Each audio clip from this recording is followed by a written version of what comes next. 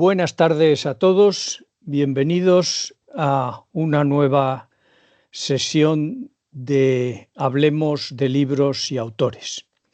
Hoy tenemos con nosotros a Javier Cano, con el que vamos a hablar y comentar el libro que ha escrito recientemente, que se llama Guía Básica de Meteorología.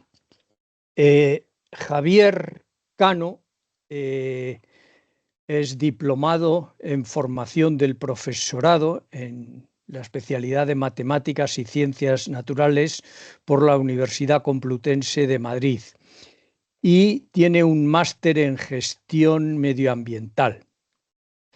Javier se ha retirado recientemente y nos lega, tras su jubilación, esta especie de testamento profesional, que es este libro del que vamos a hablar hoy.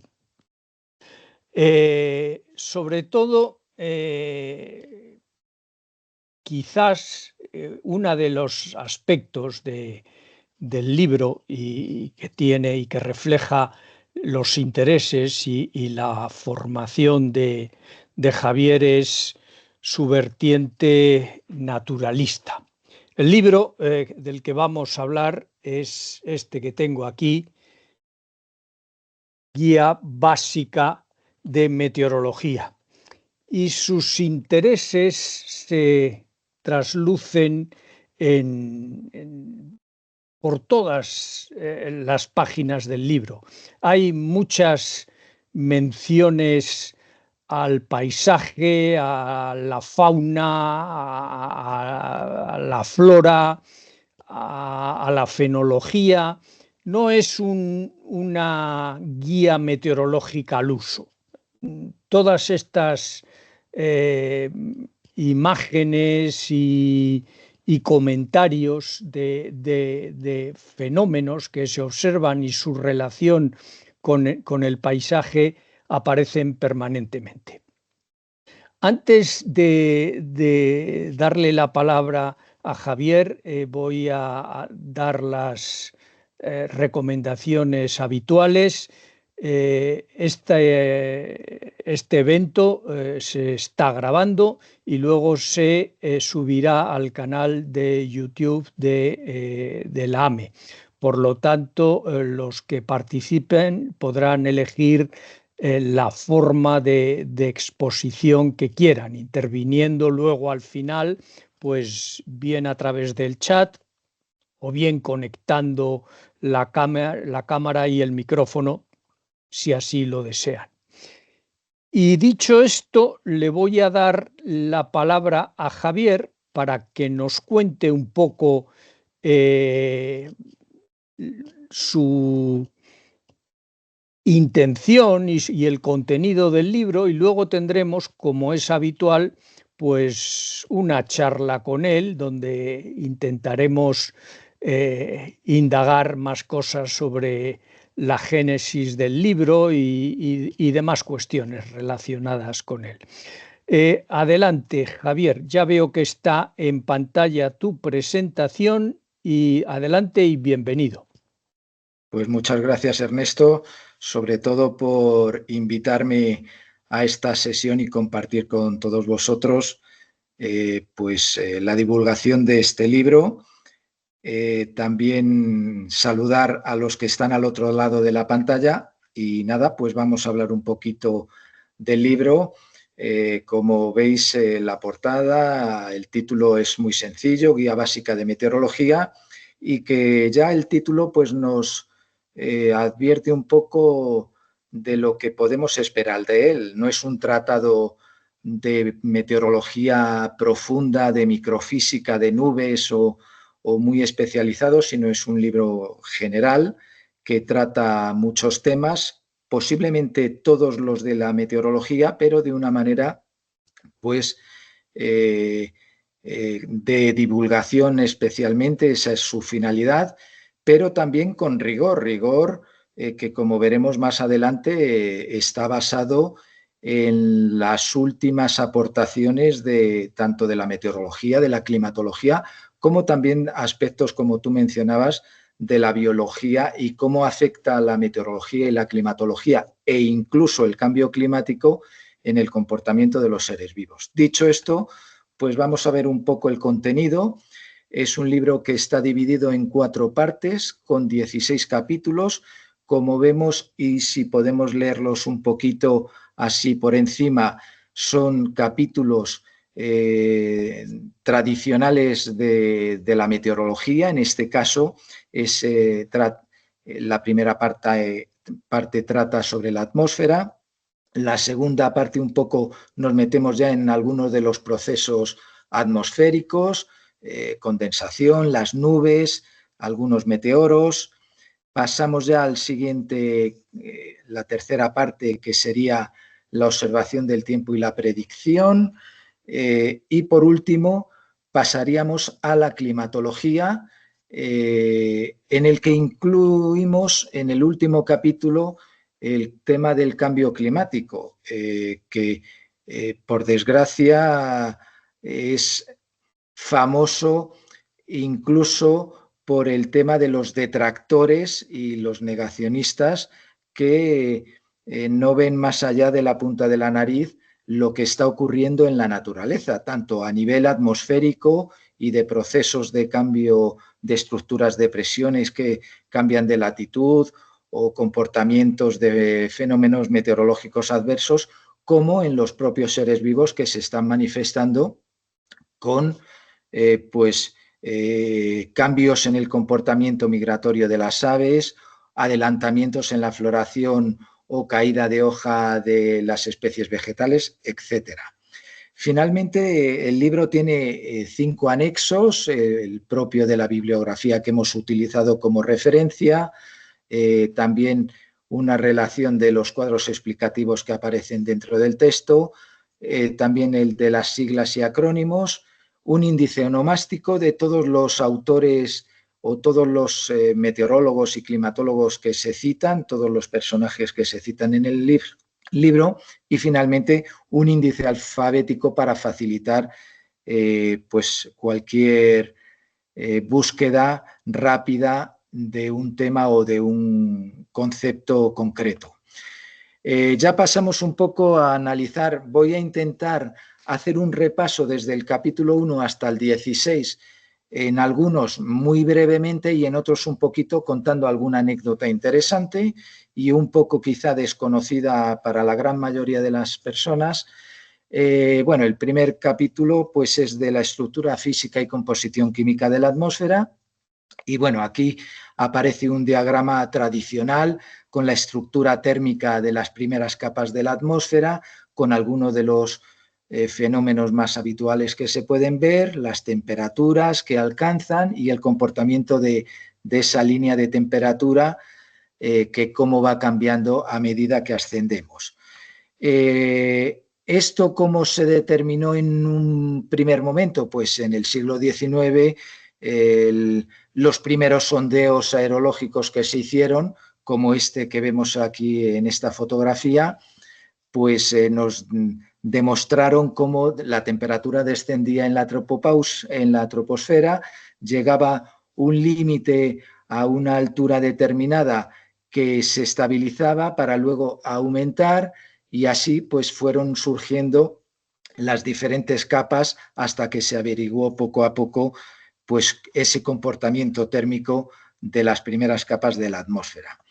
El segundo capítulo, que es el intercambio del calor de la atmósfera, la radiación procedente del Sol, etcétera, etcétera, pues otro diagrama clásico, que es el del espectro electromagnético con su banda visible, y luego a la derecha de esa banda, pues el infrarrojo y las ondas de radio, y a la izquierda, pues el ultravioleta, esa radiación más energética, que si no fuese por la capa de ozono, no habría vida sobre la superficie terrestre, sí en el mar, pero no sobre la superficie terrestre, a no ser que hubiera evolucionado la vida combatiendo precisamente esa radiación letal para los seres vivos. Ahora vamos a entender un poquito, mediante esta imagen, cómo se produce ese intercambio de calor que recibimos desde el Sol y cómo se calienta la Tierra, y en ese sentido, pues, tiene que ver mucho la composición química de la atmósfera. Sus componentes fundamentales son el nitrógeno, en esa proporción, un 78%, le sigue el oxígeno, que permanece más o menos estable desde hace millones de años, desde que los seres vivos, otra vez al intervenir la fotosíntesis, pues creó esta atmósfera que conocemos hoy en día.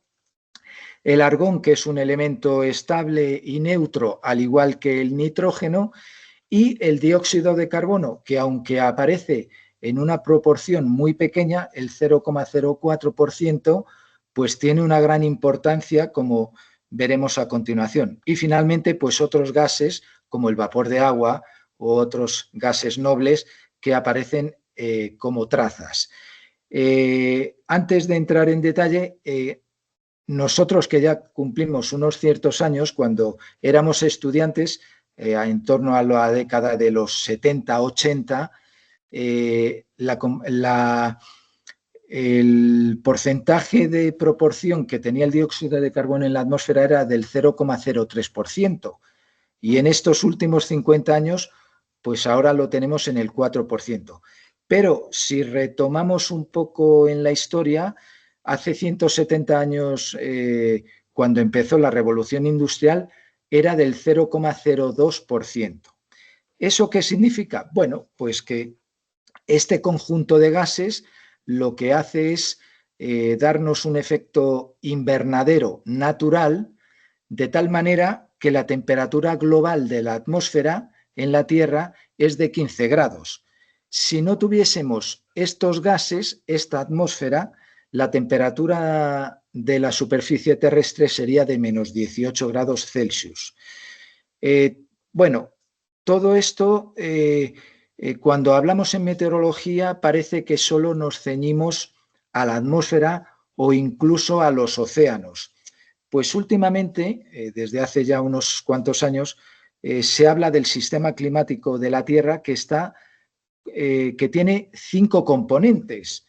Por supuesto, el principal, como en meteorología es la ciencia que estudia la atmósfera, es el componente de la atmósfera, pero hay que añadirle la hidrosfera, que juega un papel muy importante con sus corrientes en superficie y las termohalinas en profundidad y en todo el océano, la criosfera, que es la capa de hielo, los casquetes polares, los glaciares, la litosfera, que también, en función de qué tipo de suelo y qué naturaleza tenemos del suelo, pues influye, por ejemplo, en el albedo.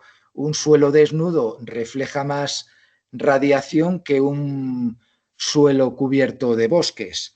Y por último, la biosfera, que parece que no son intervinientes, pero sí lo son. De hecho, por ejemplo, el plancton marino o nuestros bosques en todos los ecosistemas están produciendo oxígeno y son a su vez un sumidero de dióxido de carbono.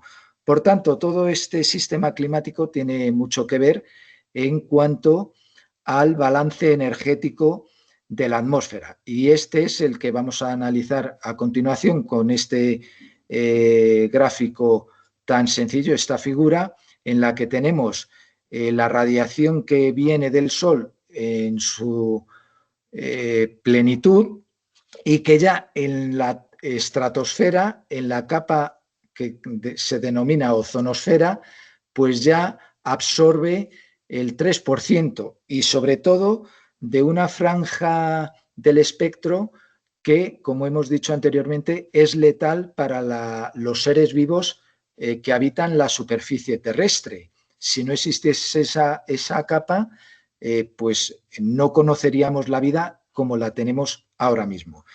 De todo ese porcentaje, pues aproximadamente el 47% es el que absorbe la Tierra, la superficie, el 30% directamente se refleja, que es lo que denominamos el albedo, y luego el 20% restante pues es el que la superficie devuelve en forma de radiación infrarroja, que si hay nubosidad pues se devuelve a su vez otra vez a la Tierra, y si no pues escaparía por la ventana de la atmósfera, y todo esto crea un balance y tiene que haber un equilibrio, porque si no tendríamos problemas. Ese equilibrio radiativo simplemente es el balance entre la radiación solar absorbida y la radiación emitida por la Tierra. Pero sabemos, si nos retomamos a la historia geológica de la Tierra, a 3.000 millones de años, por ejemplo, cuando ya empezó la vida, se organizó la vida como en sus primeros momentos, pues ese balance ha habido cambios. En ese balance ha habido algunas veces que ha sido positivo, es decir, se ha calentado la atmósfera, y en otros ha sido negativo y por tanto se ha enfriado. Recientemente, en el último millón de años, tenemos el ejemplo de las glaciaciones. En ese periodo el balance fue negativo y la Tierra se enfrió y los casquetes polares pues llegaron pues hasta Centroeuropa, y todos nuestros sistemas montañosos de la península ibérica estuvieron cubiertos incluso con glaciares. Todo este balance, sobre todo el positivo que se está detectando actualmente, pues es como consecuencia de la actividad antropogénica. Estamos quemando todo el dióxido de carbono que se acumuló en la era secundaria, que fueron otra vez por intervención de los seres vivos, de las plantas. Todo ese carbono se quedó en forma tanto de roca caliza de algunos organismos marinos como en forma de combustibles fósiles. El hombre ha investigado a partir de hace 2 siglos que eso se podía utilizar como fuente de energía, y claro, al quemarlo pues estamos emitiendo todo ese gas adicional que, aunque en pequeña proporción en el global de todos los gases que forman la atmósfera, pero tiene una importancia muy mayúscula. De hecho, ahora mismo la proporción del dióxido de carbono es de 430 partes por millón. Estos son datos de abril. Y este gas contribuye al 66% del forzamiento radiativo. Otro gas de efecto invernadero es el metano, que esta es su curva, que nos la proporcionan tanto el dióxido de carbono como el metano el Observatorio de Izaña, que mide estos gases en el fondo de la atmósfera, y aquí se miden en partes por 1.000 millones. El gas metano sabemos que es 23 veces más eficaz en cuanto a absorber la radiación infrarroja que el dióxido de carbono. Lo que pasa que, menos mal, que la proporción es muy pequeña, pero aún así su contribución es del 16% del forzamiento radiativo. Cambiando un poco de tema, este libro pues trata muchas cosas, y entre otras pues en uno de sus cuadros, en el capítulo 2, quiere homenajear a esta mujer, a Eunice Foote, una americana del siglo pasado, que fue la primera, no del siglo pasado, no, del siglo XIX, perdón, fue la primera en, como aquí se ve en el texto, en comprobar la existencia del efecto invernadero. Se adelantó incluso al químico y físico irlandés John Tyndall, que es este señor, y con un pequeño y sencillo experimento, pues lo que consiguió es demostrar que el dióxido de carbono contribuía a la elevación de la temperatura de la atmósfera, y con un sencillo experimento que se describe en el libro, pues contribuyó a la ciencia en ese descubrimiento. Sin embargo, como en aquella época las mujeres no estaban bien vistas en el mundo científico y estaba prácticamente reservado y exclusivamente a los hombres, pues pasó desapercibido hasta que recientemente pues se ha descubierto su contribución a la ciencia y, bueno, pues queríamos un poco rendir homenaje en este sentido. Dentro de ese balance energético que estábamos hablando, pues la Tierra, como es una esfera, recibe la radiación solar de forma diferente, de tal manera que en el Ecuador el balance radiativo es muy elevado y en los polos es muy pequeño. Y para que no haya desequilibrios, pues se produce calentamientos en el Ecuador y ese frío en los polos, lo que hace pues es que se produzca un movimiento del aire para compensar esos desequilibrios.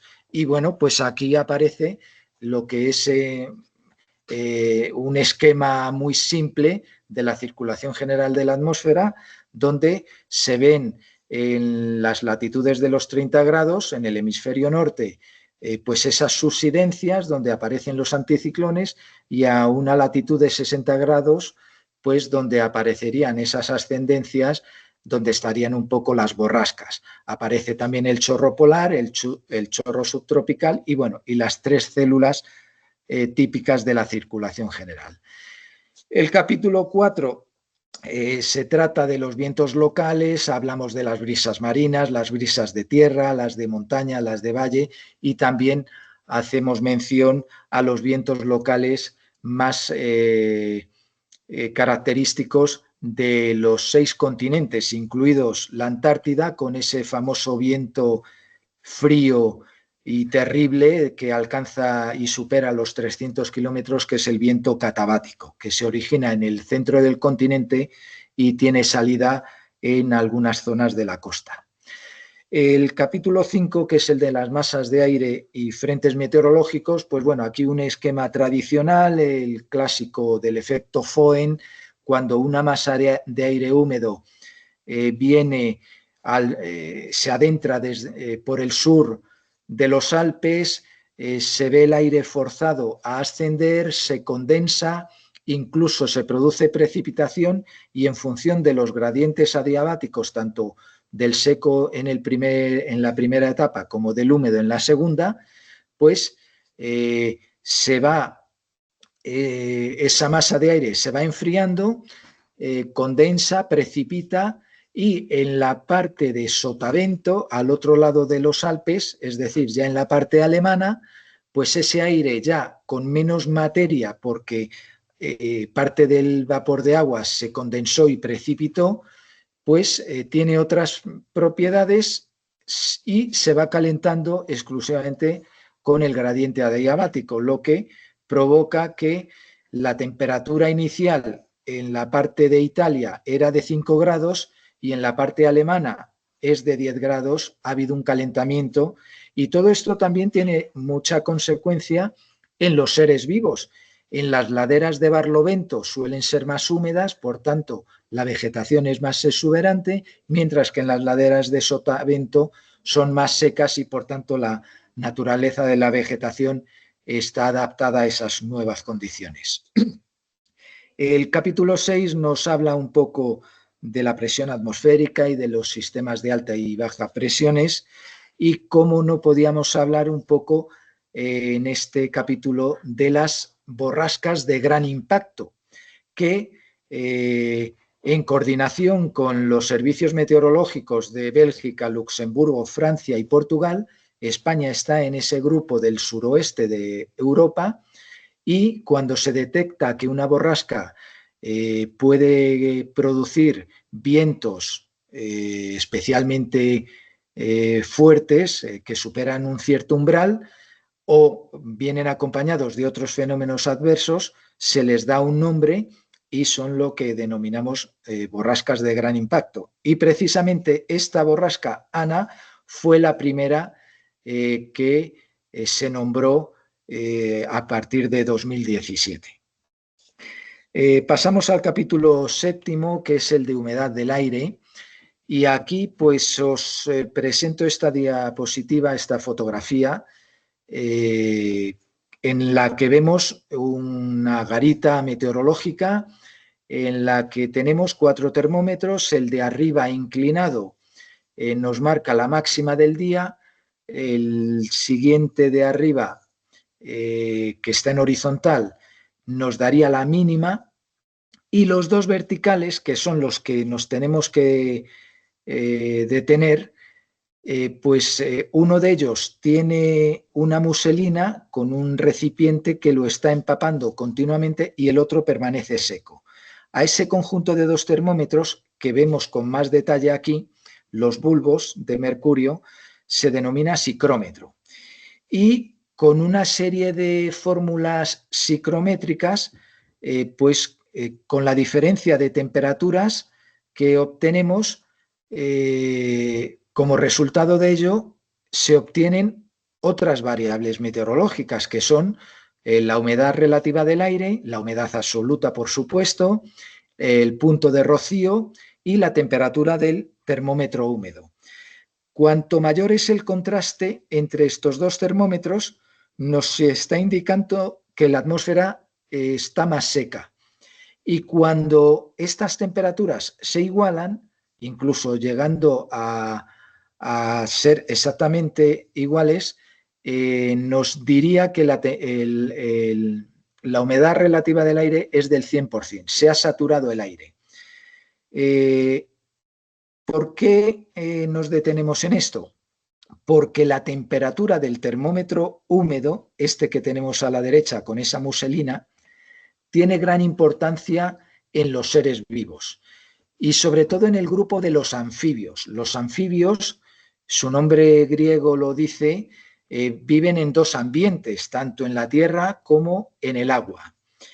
Y si nos fijamos ahora en esta otra fotografía, esta es una rana verde común, que es la típica rana que cuando estamos paseando a lo largo de un arroyo por el centro de la península o en alguna charca, nos salta de la orilla una rana, pues es este ejemplar, y si nos fijamos, la piel está húmeda.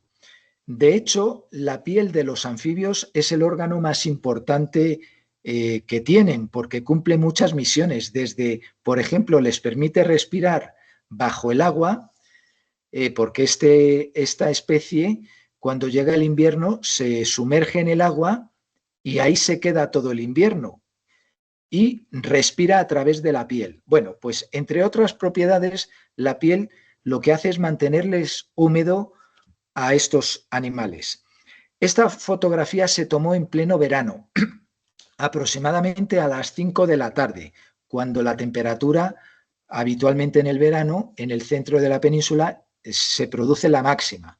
Las condiciones de ese día en concreto fueron 35 grados de temperatura y una humedad del 18%. Bueno, pues si hacemos los cálculos con esas fórmulas psicrométricas, nos daría una temperatura del termómetro húmedo de 19 grados.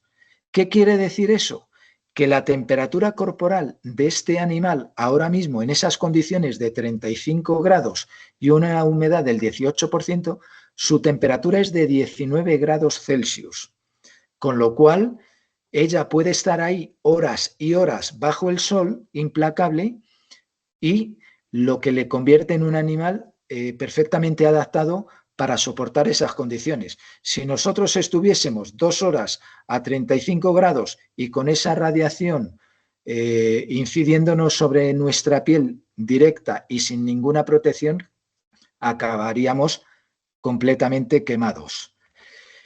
Bueno, pasamos al capítulo 8. El capítulo 8 es el de las nubes, es el más extenso del libro y bueno, aquí vemos también el esquema clásico de los 10 géneros de nubes, con sus alturas, las alturas a las que se sitúan habitualmente en latitudes templadas y las alturas que alcanzan las nubes de gran desarrollo vertical. Y al otro lado, pues un poco las temperaturas, un poco para contrastar y comparar qué nos vamos a encontrar. Piensen en la imagen de la izquierda, que es el cumulonimbo. Las nubes están con sus nomenclaturas según el Atlas de Nubes Internacional. Un cumulonimbo que alcanza y llega hasta la tropopausa más o menos a los 12 kilómetros en nuestras latitudes, pues alcanzaría un tope de temperatura de menos 50 grados Celsius. Eso nos da idea de que la parte de arriba de esa nube contiene hielo y puede contener a su vez granizo, que además puede precipitar y alcanzar la superficie de la Tierra. Bueno, esta fotografía, que parece muy simple, y pues es bastante curiosa porque capta precisamente el momento en que el vapor de agua, que es un gas invisible, transparente e incoloro, empieza a condensarse. Y si nos fijamos un poquito en la imagen, vemos cómo debajo de ese pequeño cúmulo tenemos la atmósfera un poco turbia, y es porque ese vapor de agua empieza a condensarse en pequeñas gotas y alcanza un nivel de condensación y se forma ese pequeño cúmulo. Si en la atmósfera hay algo de inestabilidad, ese cúmulo pues se convierte en estos cúmulos de buen tiempo, que estos son un poco, son cúmulos mediocres, que ya tienen un cierto desarrollo. Si esa inestabilidad atmosférica, si se siguiese manifestando, podría dar lugar a más desarrollo y se convierten en cúmulos congestus. Y si todavía la inestabilidad persiste y la nube desarrolla de tal manera que alcanza un punto en el que el tope de la nube se forma hielo y se forma un yunque, tendríamos un cumulonimbo. En este caso, este cumulonimbo, además de desarrollarse, provoca a su vez un chubasco que, como está en la lejanía, no podemos decir con certeza si se trata de un chubasco en forma de lluvia o en forma de granizo. Para eso tendríamos que buscar otros elementos de teledetección o buscar estar presentes justo debajo de la nube. Después de un chubasco, pues lo típico es que habrán claros y se formen los meteoros. Y ya pasamos al capítulo 9, el de meteoros y visibilidad.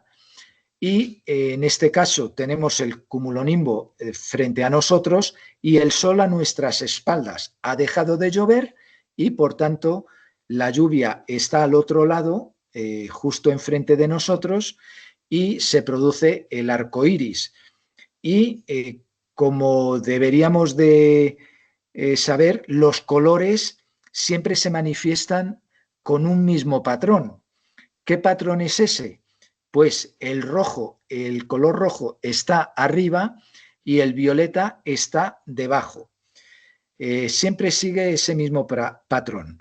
Si nos fijamos un poco a la derecha de la imagen, se ve un poco tenuemente un segundo arco iris. Este arco iris tiene el patrón de colores justo al revés, es decir, el rojo lo tendría debajo y el violeta lo tendría en su parte externa. Continuando con los meteoros, pues vemos aquí en un aeródromo, en un día de invierno, anticiclón, altas presiones, estabilidad atmosférica, se produce un enfriamiento radiativo en las pistas, mucho más acusado que en las zonas donde hay vegetación natural, y se produce una niebla baja. Esta niebla baja, pues como vemos, no alcanza a los aviones, por tanto a la vista del piloto, y no tiene mayor consecuencia.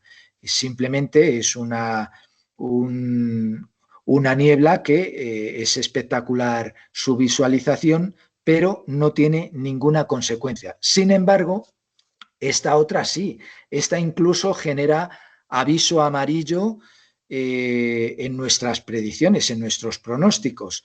Como vemos, estamos en la cabecera de la pista, justo donde estaría el piloto con el avión, a la espera de que le diesen la salida o que mejorasen las condiciones de visibilidad, y como vemos, pues aquí tenemos una niebla que ahora la caracterizamos como niebla densa, es decir, que la visibilidad es inferior a los 200 metros. Si tuviésemos un poco más de visibilidad en torno entre los 200 y los 1000 metros, pues ya pasaríamos a una niebla normal. Las nieblas por debajo de los 200 metros son las que generan esos avisos amarillos.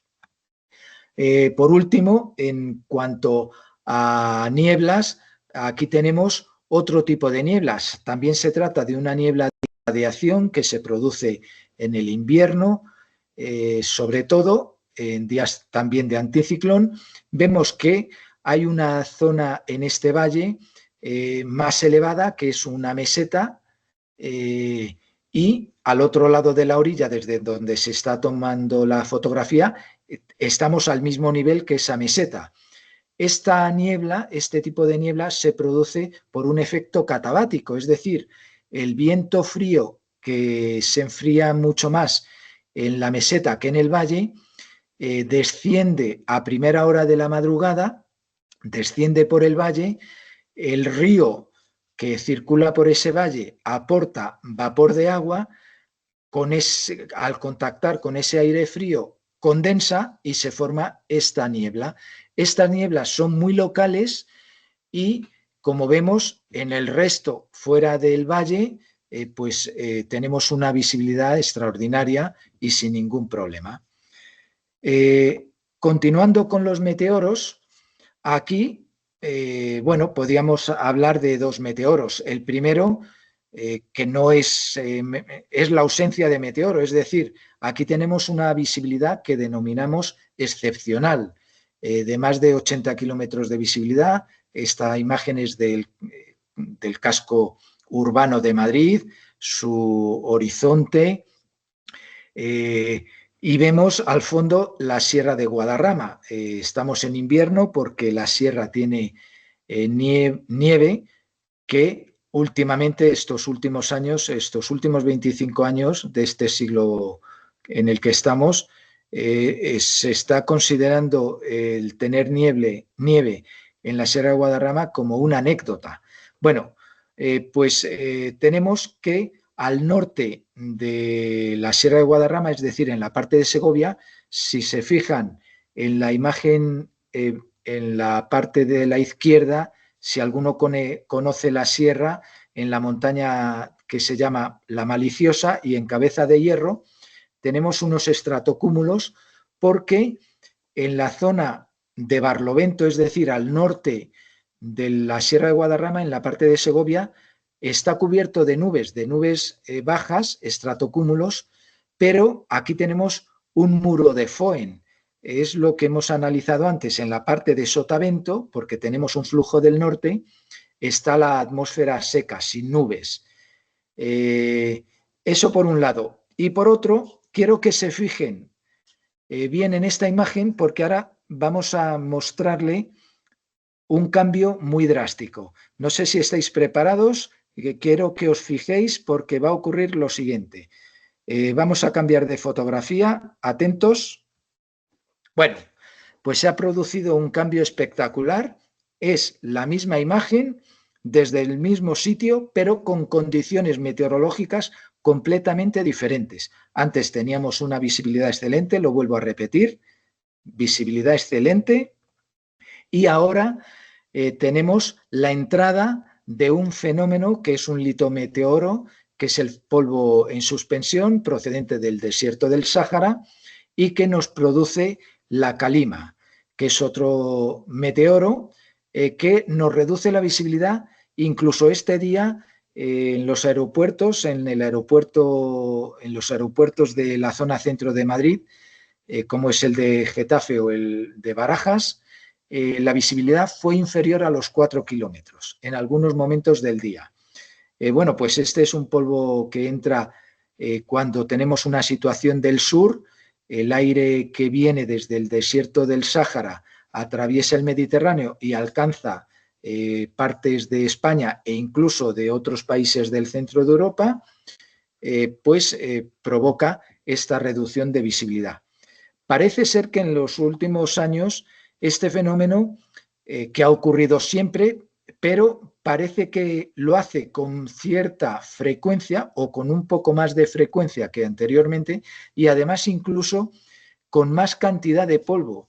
Y esto podría ser un poco un signo y está relacionado directamente con la expansión del desierto del Sáhara, tanto por el norte, que está avanzando, acercándose a la zona mediterránea, como por el sur, atravesando la franja del Sahel. De hecho, hay ciertos países de la franja tanto del Sahel como, por ejemplo, Senegal, como de la franja mediterránea, como Marruecos, Túnez o Argelia, que están repoblando un poco con árboles y vegetación autóctona con el fin de disminuir o, por ejemplo, atenuar ese avance del desierto tanto por el norte como por el sur. Bueno, ya pasamos al tema de las tormentas, los ciclones tropicales, la formación de las tormentas, los tipos de células y sistemas tormentosos. Y pues aquí mostramos una célula, una única célula, no es una supercélula, pero sí que tiene un rasgo suplementario interesante. Si se fijan en la parte del centro, tiene lo que denominamos una nube accesoria, que es la tuba, que si este cumulonimbo se convirtiese en una supercélula y tuviese un mesociclón asociado en su interior, provocaría nada más y nada menos que un tornado. Afortunadamente, los tornados en nuestro país son esporádicos y son en la escala famosa que mide los tornados de categoría 1 o como máximo 2, pero en Estados Unidos o en Australia los tornados ya sabemos lo que hacen, qué comportamiento tienen y bueno, de hecho el tornado es el agente meteorológico más destructivo a escala local. Por supuesto, el huracán es otra de los fenómenos atmosféricos más destructivos, pero a nivel local es el tornado, porque puede generar vientos que superen los 300 kilómetros y eso no hay ser vivo que lo soporte o no hay edificio que lo pueda aguantar. Dicho esto, pues ya empezamos con otra parte, la parte tercera, que es la de observación del tiempo y la predicción, y el capítulo 11 pues trata nada más y nada menos que de la observación meteorológica. Aquí vemos un jardín meteorológico convencional, tradicional, con su garita, con los instrumentos en el interior. Como anécdota, esas dos puertas que abrirían ese armario con las tablas en horizontal y con esas rejillas que permiten la ventilación, siempre se abre o siempre están orientadas al norte, en el hemisferio norte, y al sur, en el hemisferio sur, con el objeto de evitar que entre la radiación solar directa a los instrumentos y pueda un poco modificar el valor de lo que estamos midiendo. Y luego pues se observan dos pluviógrafos, esos cilindros metálicos de acero, y al fondo a la derecha pues un heliógrafo que está midiendo las horas de sol. Esto sería convencionalmente un jardín meteorológico que todavía está en uso, aunque ya pasamos a la automatización. Y aquí lo mismo, una observación de todas las variables meteorológicas sobre la pista de un aeródromo, pero que todo esto ya está automatizado, tanto los visibilímetros que nos indicarían la visibilidad horizontal, fundamental para que vuelen los aviones de forma segura, como el instrumento que nos mide el techo de las nubes y, por supuesto, el viento, que no aparece en la imagen, pero que se ve parte del mástil que sostiene la veleta y el anemómetro en la parte derecha. Y todo esto ya está automatizado y pues la observación de este siglo, de los próximos años, posiblemente ya deje de ser o se haga de forma manual, tradicional, y pase a ser completamente automático. Pasamos un poco a la observación ya de la Tierra en su conjunto o en grandes superficies, que para ello nos tenemos que servir de 3 instrumentos fundamentales que forman el conjunto de sistemas de teledetección. El que aparece en imagen es el radar meteorológico.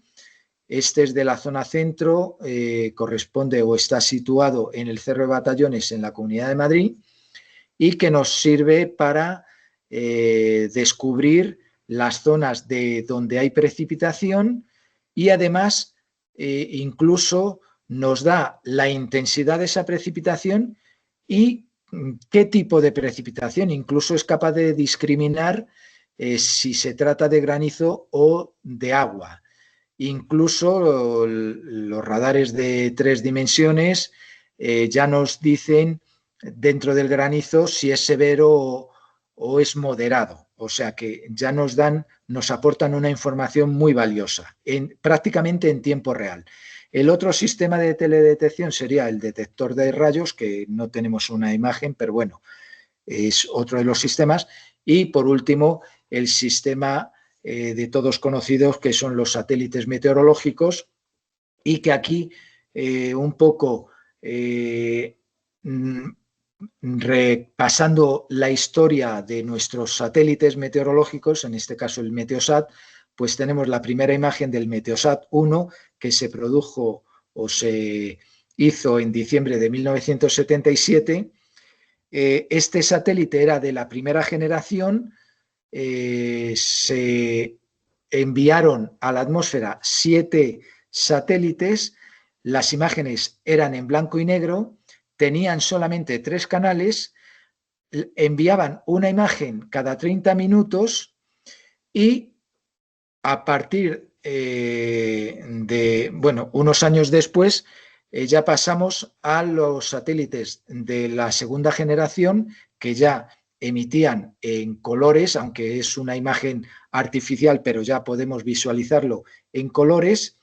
Se trataría de los satélites de segunda generación, del 8 al 11, es decir, 4 satélites, y esta imagen se corresponde, es 45 años después de la primera, exactamente el mismo día y a la misma hora, pero 45 años después.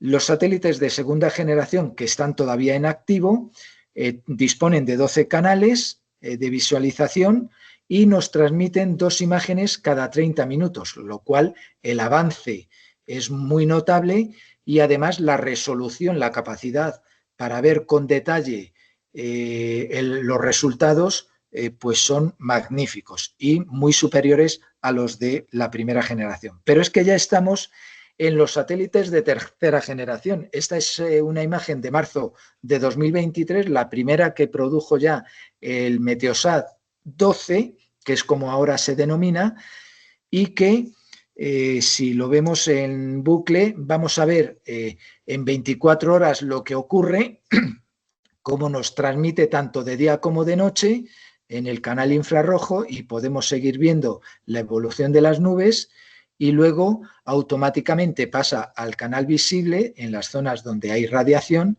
y podemos ver el conjunto de la Tierra. Este es el Meteosat 3, el Meteosat de tercera generación, que se denomina ahora mismo y que ya está operativo desde hace muy poco, el Meteosat 12. Tiene 16 canales y emite 3 imágenes cada media hora, con lo cual el grado de resolución, volvemos a insistir, ha mejorado con respecto a los de segunda generación y es una herramienta fundamental para predictores y para ver en tiempo prácticamente, en tiempo real, lo que está sucediendo. Y para el pronóstico y la detección de fenómenos meteorológicos adversos, es una herramienta fundamental. Pasamos ya al capítulo 13 de la predicción meteorológica y bueno, en su día solicitamos permiso para hacer esta fotografía de nuestro ordenador, superordenador, que está en dos secciones. Una se dedica exclusivamente a la predicción, a sacar modelos, y la otra pues como banco de datos para guardar toda la información que genera AEMET.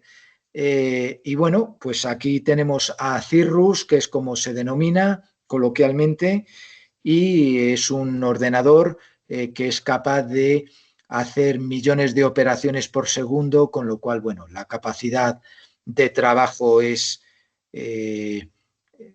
enorme y nos da unos productos también de una calidad muy buena. La predicción, por supuesto, no podíamos olvidar el tema del plan meteoalerta, los avisos meteorológicos, y esta imagen nos muestra las consecuencias de una borrasca de gran impacto que todos no olvidaremos, Filomena, que dejó nada más y nada menos aquí en la zona centro. Al fondo se ve el Cerro de Los Ángeles, este es el aeródromo de Getafe. Dejó nada más y nada menos que una capa de 50 centímetros de espesor de nieve. Bueno, pasamos ya a la climatología, a la fenología. Esta es una golondrina, es una especie migratoria y, cómo no, pues también se estudia en meteorología. Y se estudia de tal manera que podemos, con la información de la fecha de las llegadas, que aquí se analiza desde 1961 hasta 2024, podemos ver si esa fecha se adelanta o se atrasa. Esto es un gráfico de anomalías de llegada y en la parte derecha vemos que en el eje central la fecha de llegada habitual es el 4 de marzo. Todo lo que esté por encima son atrasos y además está cuantificado en número de días, y por debajo de esa fecha pues serían adelantamientos. Analizando todo esto, pues podemos determinar si el calentamiento global de la atmósfera afecta a las especies y, por tanto, podemos cuantificar en qué medida esos cambios afectan a los seres vivos. La climatología, como capítulo 15, pues ahí hablamos un poco de los cambios naturales del clima, los ciclos de Milankovitch, las glaciaciones, mucho antes, en las épocas arcaica y el precámbrico, pues hubo también grandes cambios en el clima. Pues uno de esos factores que provocan cambios en el clima es la actividad volcánica. Y aquí tenemos de los últimos 2.000 o 3.000 años las grandes erupciones volcánicas que se sabe han dejado o han alterado algo la atmósfera, de tal manera que ha provocado cambios en el clima. Cambios de variación de la temperatura, por ejemplo, al año siguiente, por ejemplo, la erupción del volcán Tambora o la del Krakatoa, que emitieron grandes volúmenes de ceniza a la atmósfera. Esa ceniza perduró en el tiempo varios años y lo que hizo fue que se recibiese menos radiación en la superficie de la Tierra y provocó un descenso en la temperatura. Y finalmente, pues el capítulo 16 habla del cambio climático y volvemos un poco a ver el grupo de los anfibios, que según la Unión Internacional de la Conservación de la Naturaleza es el grupo de vertebrados más amenazado a nivel global, De hecho, aproximadamente el 42% de las especies tienen una categoría de amenaza bajo sus espaldas. Y entre esas amenazas está el cambio climático. Esta especie en concreto, pues es una especie que está en el centro de la península, se trata del sapo corredor, y no solo el cambio climático afecta a esta especie en concreto, sino además al hábitat donde vive. Si nos fijamos en las dos imágenes de este cuadro, en la de la izquierda vemos las charcas que se producen como consecuencia de, en primavera, de los periodos de lluvia, se forman estas charcas temporales y ahí van a reproducirse estos animales. Pero como parece que cada vez llueve menos en el interior de la península y a su vez las temperaturas están aumentando, estas charcas se evaporan antes de que completen el ciclo de la metamorfosis. Esos renacuajos necesitan una serie de días para completar la metamorfosis y transformarse en anfibios adultos. Como estas charcas cada vez duran menos tiempo, precisamente lo que ocurre es que esos animales no les da tiempo a completar la metamorfosis y por tanto mueren.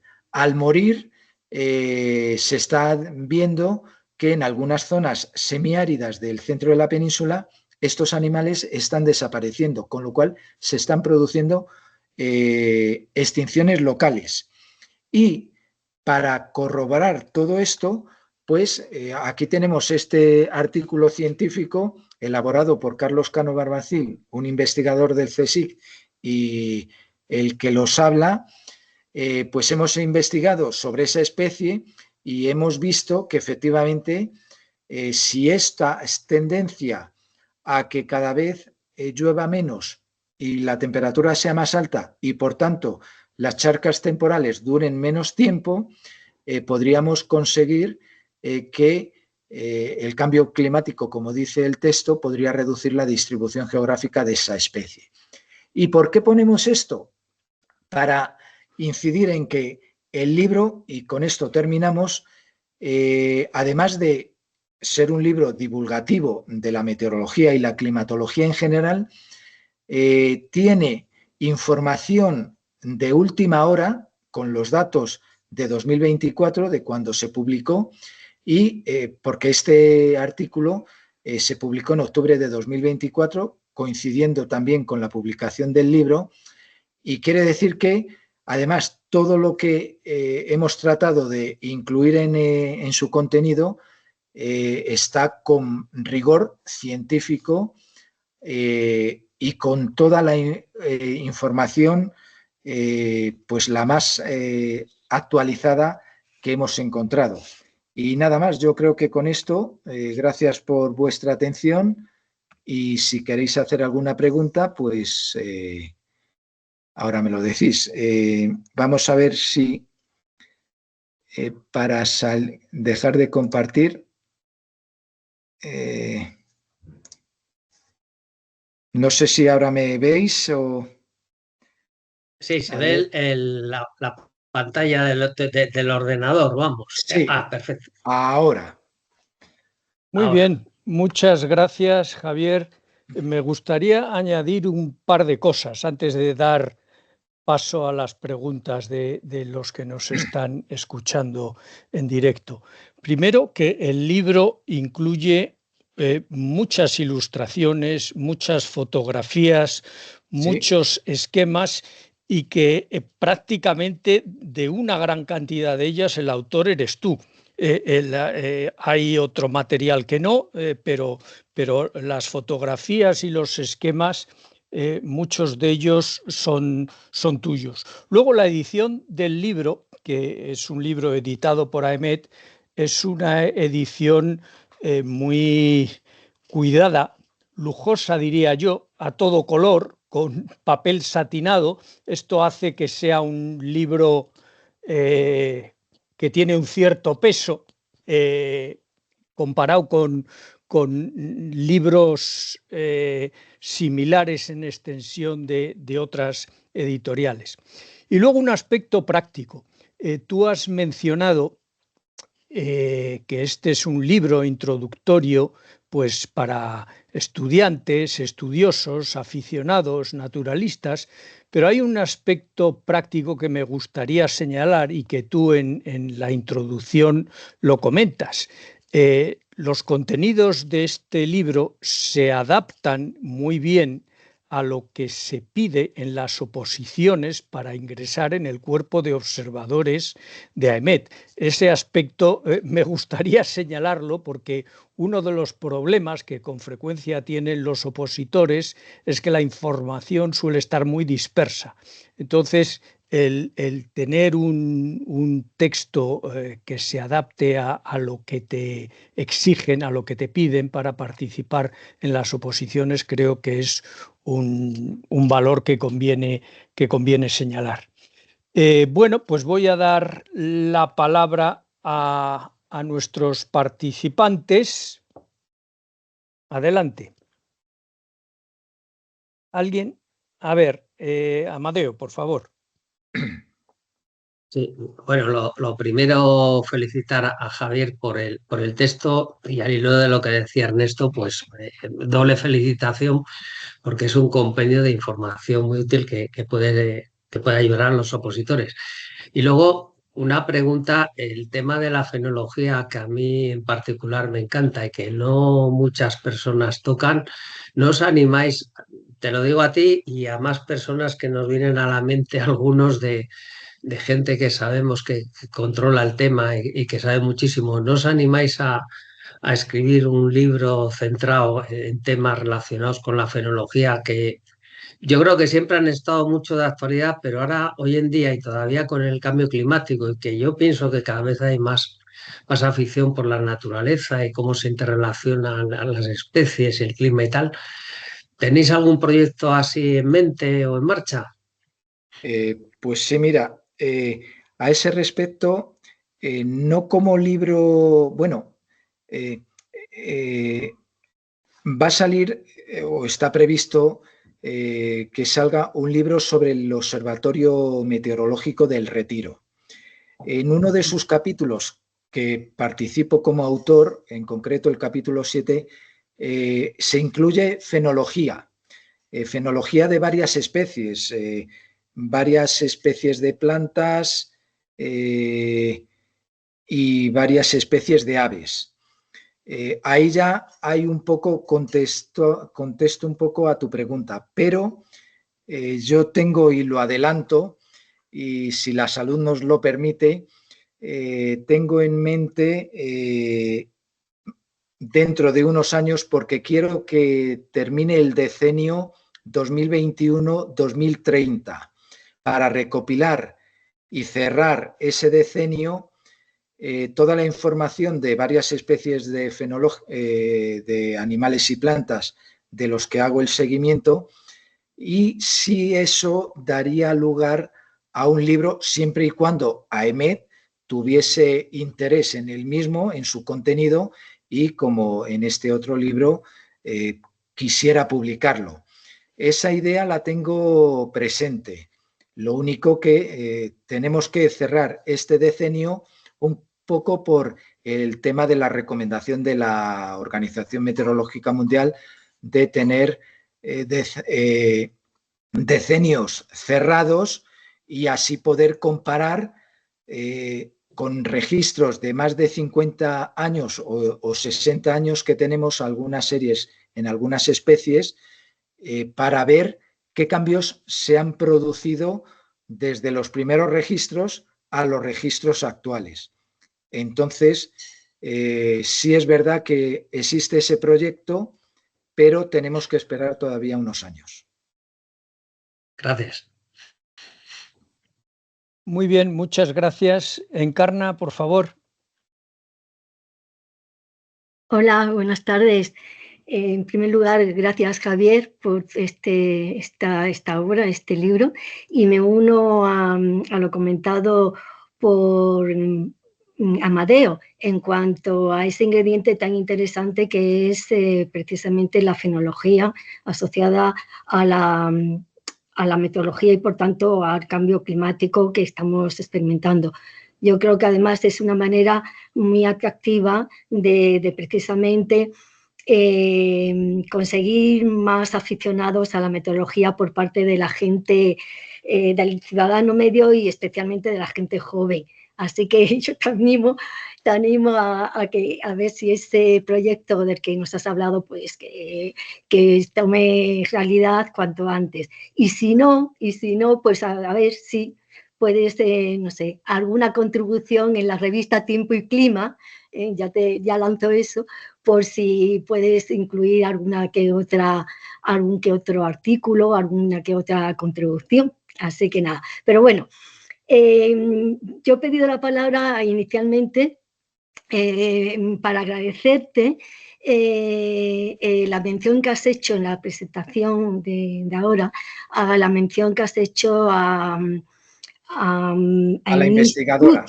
A la investigadora, porque efectivamente, como otras tantas mujeres, independientemente de que yo sea mujer, pero que bueno, pues esa mención como pionera, porque efectivamente su trabajo fue anterior a los trabajos de Tyndall, también meritorios, pero fueron posteriores a la contribución de esta mujer y como otras tantas científicas de la época, incluso anteriores, pues que bueno, pues la sociedad, no solo la sociedad, sino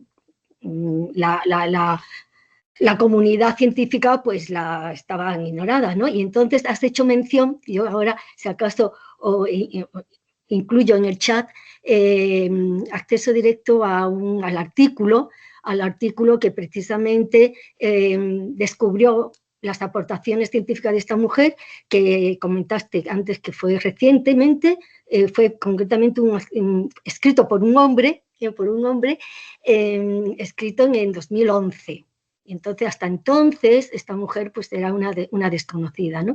Y simplemente por completar lo que has comentado y aprovechando el foro y así para los que lo oigan, yo bueno, voy a poner esa referencia para aquellos que tengan interés, que echen un vistacito al artículo de este señor y simplemente añadir que esta mujer efectivamente hizo una serie de estudios, pero y que fueron presentados, los estudios fueron presentados en la reunión que hubo en el año pues 1856, lo he buscado mientras te escuchaba. En 1856 se presentaron sus resultados en la reunión anual que organiza precisamente la Sociedad Americana de Avances de la Ciencia, ¿no? Se presentaron, pero no pudo presentarlo ella.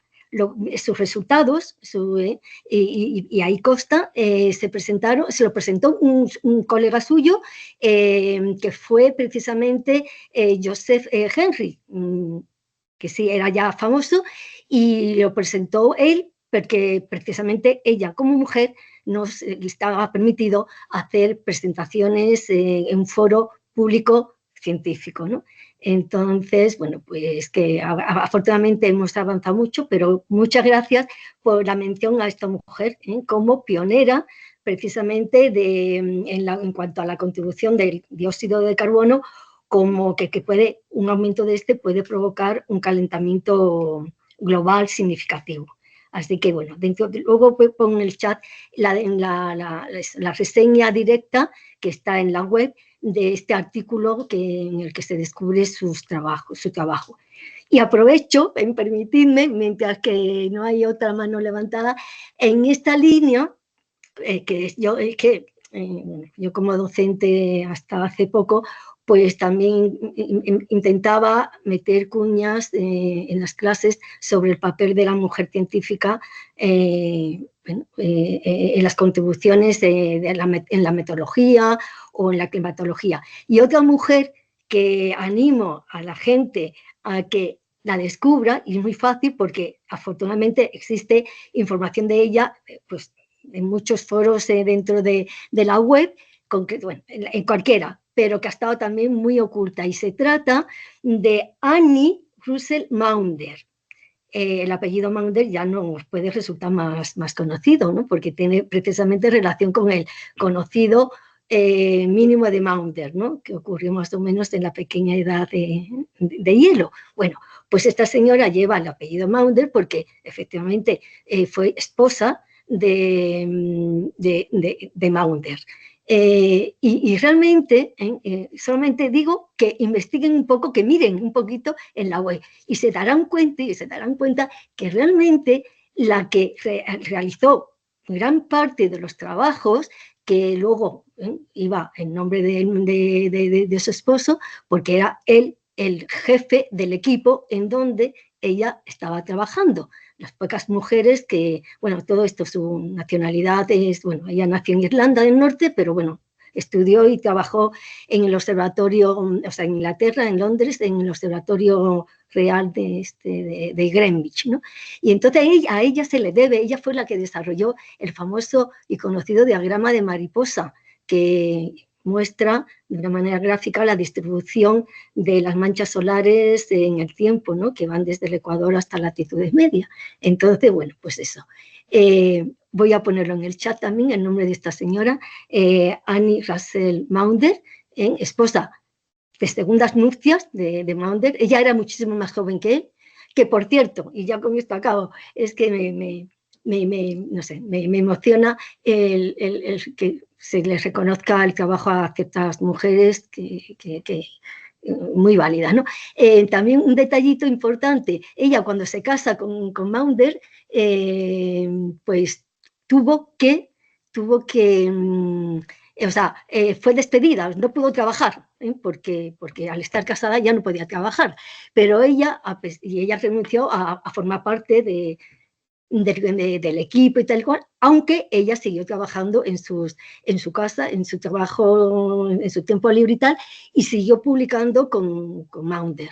Y ese también era una de los hitos históricos en los que la mujer era penalizada. Y otro detallito, que me pasó, he dicho que iba a ser el último, pero un detallito, a esta señora finalmente por parte de la comunidad científica británica, pues se le ha reconocido de alguna manera porque desde 2015 se concede una medalla dentro de la sociedad astronómica, precisamente en honor a esta mujer, ¿no? Desde 2015, o sea, no hace tanto, desde 2015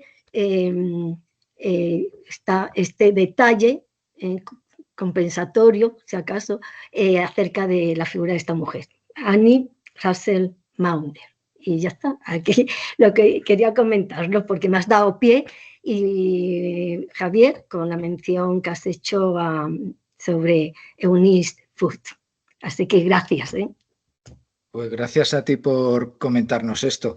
Quería simplemente, el libro, por supuesto, trata de meteorología y climatología, pero tiene en su organización el texto con sus capítulos, sus epígrafes, etcétera, etcétera, pero luego se insertan unos cuadros que son completamente independientes, que se pueden leer directamente, pero que están relacionados, por supuesto, con el texto que conforma el libro. Y uno de ellos era el de Eunice Foot, que queríamos hacer, por supuesto, ese homenaje. En cuanto salió la noticia y yo tuve conocimiento, guardé la información, y cuando ya redactamos el libro, por supuesto, teníamos que hacerlo notar, porque era, vamos, una obligación moral el darlo a conocer, que probablemente muchos de la agencia, de los que hemos estado trabajando muchos años, posiblemente o probablemente desconocíamos esto. Entonces su difusión pues es el objetivo que nos hemos marcado, dar a conocer esto y reconocer una injusticia histórica como muchas, y que posiblemente vayamos conociendo a lo largo de los próximos años. Por si, es que claro, no sé si Javier, el documento cuyo enlace acabo de poner en el chat es el que tú tienes. Entonces, bueno, si es el mismo, pues bueno, vale. Y si no, Pues yo pues ahora lo revisaré. como un complemento. Es precisamente el artículo de Sorenson, que en 2011 publica este artículo en el que muestra de alguna manera el trabajo de Foote. Yo la fuente bibliográfica fue de la BBC, de un artículo de la BBC. Vale, pues quizás te pueda servir de complemento. Sí, no, lo cogeremos como referencia también. Y el título, bueno, el título os lo puedo poner aquí porque es que lo he recuperado de mis diapositivas de las clases de bases físicas del cambio climático, que entonces, mira, este es el título que pongo, pero vamos, que es el título del trabajo de Sorensen, cuyo PDF os lo he puesto anteriormente, ¿no? En el chat, por si aquellos que estén interesados, pues, ¿qué tal? Y el nombre de la astrónoma, que también era física, Annie, voy a poner Russell, lo estoy escribiendo, Maunder. Además, la vida de esta señora también de Annie Russell Maunder es pues muy interesante, porque también refleja el papel de otras científicas de la época, que como ciertas circunstancias sociales